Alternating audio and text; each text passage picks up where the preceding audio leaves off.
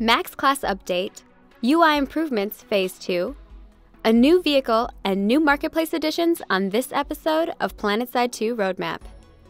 Thanks for joining me, Araxians. I'm Luperza, and I'll be discussing some of the upcoming changes in Planetside 2 throughout the month of May. While this video does not cover every single change, it explains details behind some of the bigger features. As you may or may not know, we will be revisiting each class to balance out their certifications, provide them with new weapon styles, and grant them new abilities. This month, we are taking a look at the Max class. We completed a balance pass on each of the Max's certifications. You'll now notice the following. The Max Nano Armor Accelerator has been renamed to the Nanite Auto Repair System. The damage delay has been reduced to 8 seconds, and its repairing rate has increased for each tier. The Max Kinetic Armor now increases the default light projectile resist by 1.5% each tier. The Max Black Armor Explosion resistance is now increased 10% each tier. New EmpireSpecific Weapons for each Max can be located in your certifications or via the Marketplace depot. The NC-M3 Raven for the new Conglomerate, the MR1 Fracture for the Terran Republic, and the Vortex VM-21 for the Vanu Sovereignty.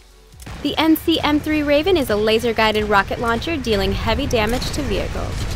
The MR1 Fracture is a dual rotary cannon that fires self-propelled, high-velocity kinetic darts designed specifically to penetrate vehicle armor. The Vortex VM-21 uses a charge-up particle accelerator capable of firing a beam that punches through vehicles with frightening speed. The more the weapon is charged, the more ammunition will be used and the more damage it will cause. Throughout the month of May, you'll also have access to new Empire-specific Max abilities.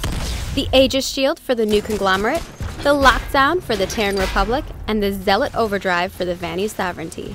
The Aegis Shield generates an energy shield to absorb incoming frontal damage. Lockdown anchors the Max to the ground, allowing for a greater rate of fire, reload speed, and projectile speed. The Zealot Overdrive accelerates the movement speed of the Max and increases damage output of the Max's weapon systems, while leaving the Max more susceptible to damage. We hope that you enjoy the new changes, weapons, and abilities. After you get a chance to check them out, be sure to send us your feedback on the Planetside 2 forums. We are now on Phase 2 of our UI improvements. The Planetside 2 community has been very vocal and we've been happy to deliver. You'll now notice the following UI changes. The vehicle stat page shows stats for individual vehicle weapons. This includes ribbons and medals. Items contained in bundles can be previewed.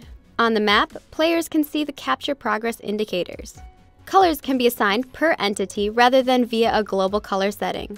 This allows players to apply color presets to UI elements that represent players separately from facilities. Facility NPC indicators, such as terminals, vehicle ammo dispensers, etc., now show up on the map screen at Zoom Level 5. We also made quite a few bug fixes. Hopefully these new UI improvements and fixes provide you with a smooth gameplay experience. Remember, we'll be adding more things in Phase 3, so be sure to toss your feedback in the Planetside 2 forums after you check out these updates. If you haven't heard, we have a new vehicle roaming the Earth of Araxis, and its name is the Harasser. Brought to you by Nanite Systems, this is a reimagining of the original Planetside Harasser, which was a 2-man buggy. In Planetside 2, size always matters, so we decided to up it to 3. Take 3 of your finest soldiers on a recon op, bait enemies into armor columns, or race your buggy with the best of them. Anyone can take this bad boy for a joyride as long as you've got the mechanized resources to do so. With certifications to boot, this vehicle is sure to cause some havoc.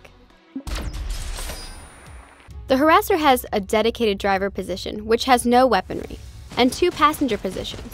One passenger has control over the primary vehicle weapon, and the other passenger can access their own class weapons.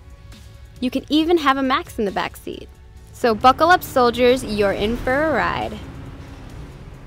Being a soldier on Araxis just got a bit more fly. Show off your Empire loyalty with a new faction helmet. For the new Conglomerate, the Night Striker helmet. For the Terran Republic, the Dreadnought helmet. And for the Vanu Sovereignty, the Hyperion helmet. These are available for every class except the Max. Oh, fear not, my heavily armored warriors, we didn't forget about you. For each Max, we made something a little more special. To go along with our Max class changes, we've added new armor and helmets for each Max.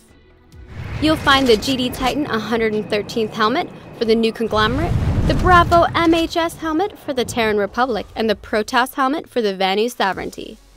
Each Max also has a set of Ogre armor. So my fine fellow soldiers, get your well-suited butts onto the battlefield.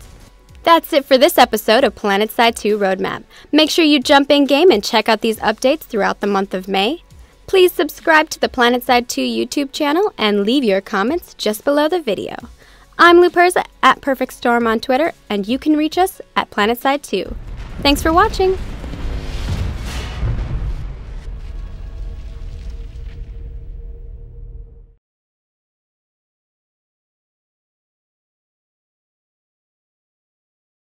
Sony.